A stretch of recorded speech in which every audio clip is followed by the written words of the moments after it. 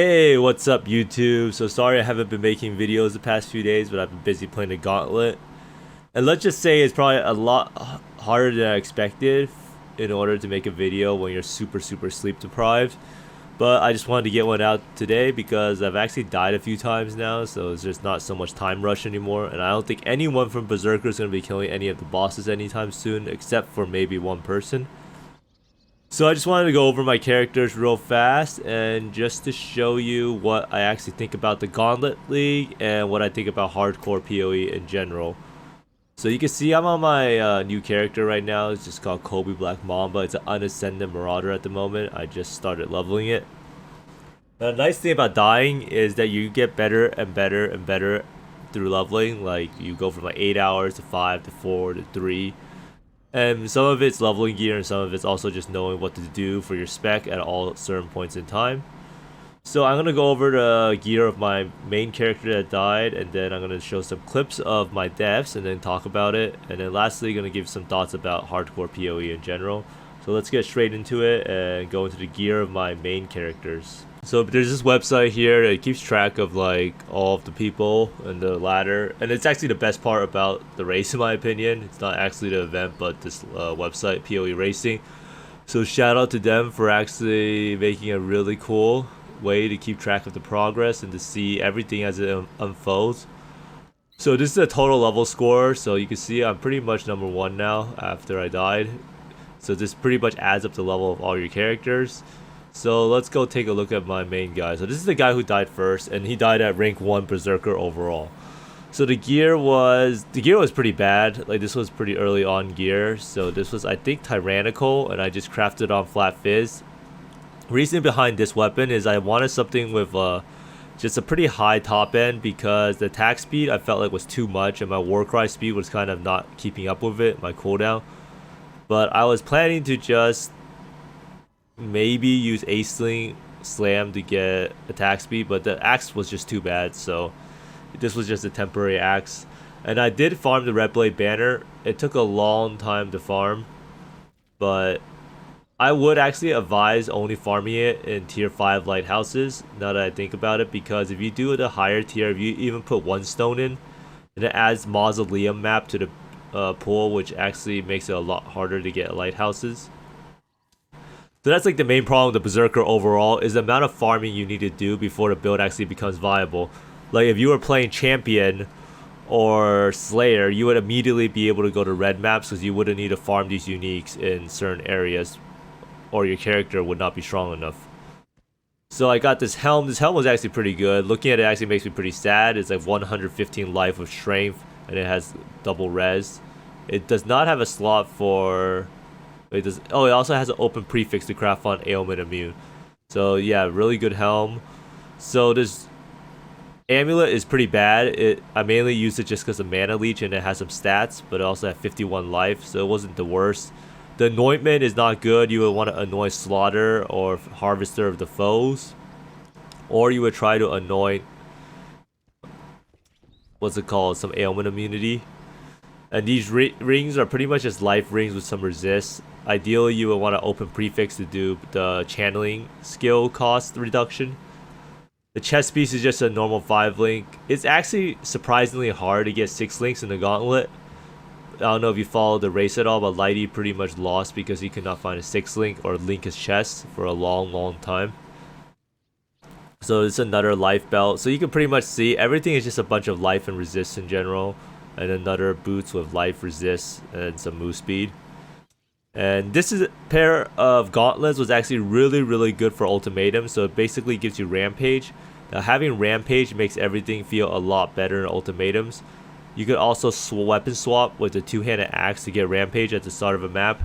But these gloves made ultimatums feel a lot safer and a lot more reliable to do. So if you're able to pick up this pair of gloves or get rampage from any source, then I would highly recommend you do so. But yeah, I mean, and then these are the flasks you use. You use some ailment immunity flasks. So you have warding, heat, grounding, and staunching. Ideally, you would put staunching on the life flask and put adrenaline on one of these flasks. And I feel like these flasks are pretty much not interchangeable in terms of the suffixes that you'll need. But later on, when you get ailment immunity, you can drop heat and grounding for like reflexes and iron skin, so that you can get a lot more armor and evasion while playing. But you can see the other characters are pretty much. Wait, what happened to this guy's gear? Oh, it doesn't show up because it never got updated.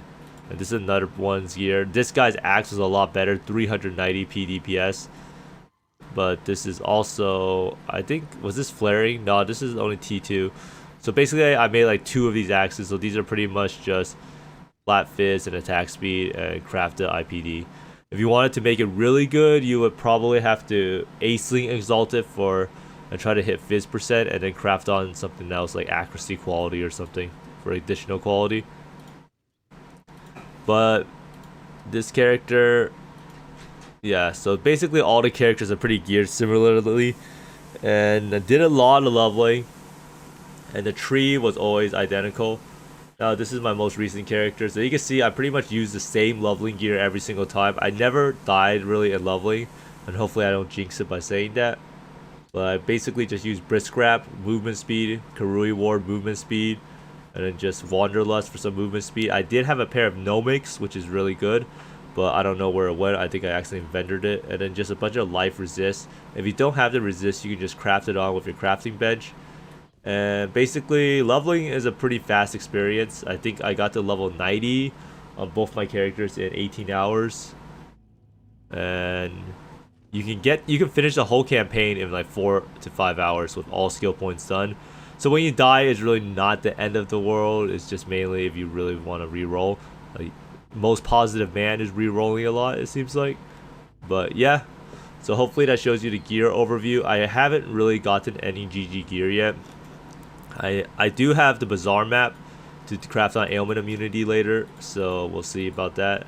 Now the current goal is to finish the Berserker and kill all the bosses, and maybe potentially try out the Feared, but we'll see how it goes. And let's talk about the actual rips themselves. So this is actually the first rip that happened. I think I died during leveling, but the only time I died during leveling at the start of the league was to Hillock and like at level 2, so there weren't really any meaningful rips. But this is the first one. This was at rank 1 Berserker overall. Now this was from opening up Primal Blister Lord, because I was trying to get the Reforged influence or get a new influence on an item. But I'll just play it through and you can see what it really just happens. So I'm pretty much just trying to kite it. Try to keep Rage up for sure, because I know that if I Rage falls off, I'm dead. But I have Berserk up and Fortify, and it just kills me. And I'm not really sure why it does so much damage, but I don't know if you get chilled, does the stuff do more damage to you? Because I heard someone say that it has to do with chill. So if anyone knows anything about this like rain, this golden shower that appears on top of my character, please let me know, because I don't really know what happened. But I just assume it's a lot of damage from the fizz stacking and all the AoE overlap from the mods. But really fast death. Kind of didn't really expect it. I was preparing to log out in case it got too crazy, but there's just 3 of the Blister Lords just happened to be too much. So it really shows you that Harvest is actually quite dangerous and a killer in this league. So this is my most recent rip. I was doing Greater Harbingers or King Harbingers to try to level up faster and to get Ancient Orbs to Ancient Orb Lion's Roar. And you can see pretty much what happens. Just happily slamming it away, and then I get stunned a little bit, right? Something leaps on me, stuns me.